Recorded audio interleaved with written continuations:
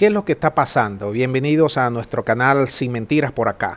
¿Qué es lo que está pasando? Que Guaidó ha tenido que salir corriendo, literalmente hablando, para frenar la ola de molestias que hay en su contra por haber accedido a firmar, a negociar, a irse a México con el gobierno de Venezuela. Y le está pasando la factura el sector de la oposición de la extrema derecha, es decir, la que tiene la plata, la que está con la agenda trumpista, la que tiene los medios de comunicación prácticamente bajo su égida y la que no quiere nada sino la guerra para Venezuela, es decir, los antipatrias, los que están allá en Miami, en Bogotá y en ¿cómo se llama esta ciudad?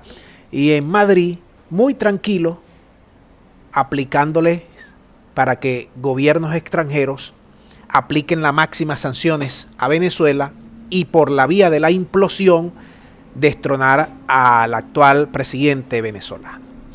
Guaidó ha tenido que salir al paso a una ola de, ¿cómo se llama esto? ¿Cómo diría yo? De descontento. Y el canal colombiano NT24 y una periodista venezolana lo agarra en un callejón sin salida y prácticamente le manda plomo, fuego cruzado. Vamos a escuchar cómo Guaidó se zafó de todo esto y ya te voy a explicar luego el resto. Adelante, Guaidó. Entre el gobierno y sectores de la oposición. Es importante y decirlo, porque además es muy preciso el memorándum de entendimiento a efectos de ese proceso. Es decir, ahí hay un reconocimiento de dos partes designadas como tal, de cara a una negociación y el logro de un acuerdo que, insisto, es el objetivo de los venezolanos. Lograr elecciones libres y justas, que incluya la presidencial, las garantías políticas, la atención de negociación que inicia en la Ciudad de México. Están definidas las partes. Vale acotar esto, Yani. El régimen, la dictadura, es una de las partes en ese proceso. Ellos han querido como abrogarse ese proceso, como tú sabes.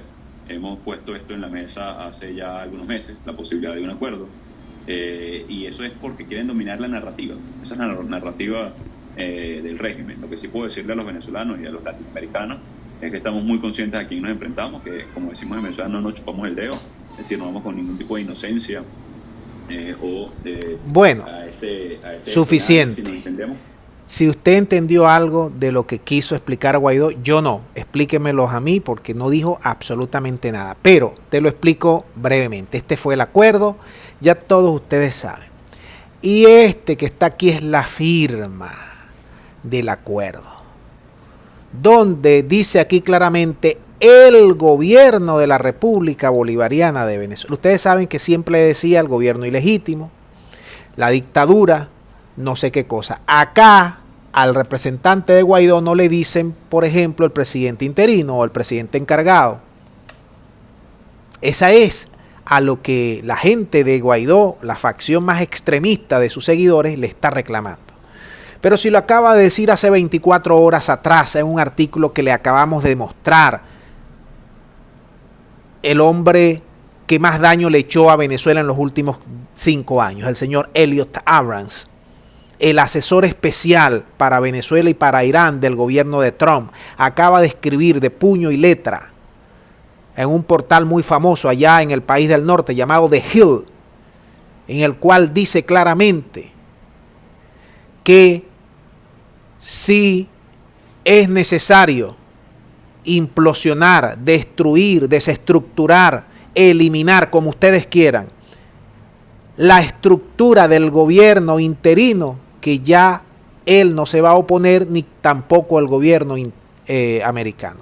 Yo les dije en videos anteriores, a Guaidó los americanos le dieron hasta el 1 de diciembre para ver si unía a la oposición, y la oposición está más dividida que nunca. Van a ir a estas elecciones divididas. La única vez que le ha ganado la oposición a los chavistas fue en 2010 y en 2015 y fueron unidos. Y ahora los chavistas han agarrado sus candidatos por la vía de las bases. Imagínense ustedes cuán difícil va a ser ganarle a los chavistas si la oposición sigue desunida. Cada quien por su lado. Por eso es que Guaidó tiene que salir en plan de emergencia a tratar de aclarar lo que ya es imposible, porque Guaidó tiene menos 5 puntos prácticamente, no tiene ni 5 puntos de aprobación o de liderazgo o de seguidores acá en Venezuela. Guaidó lo perdió todo, eso sí.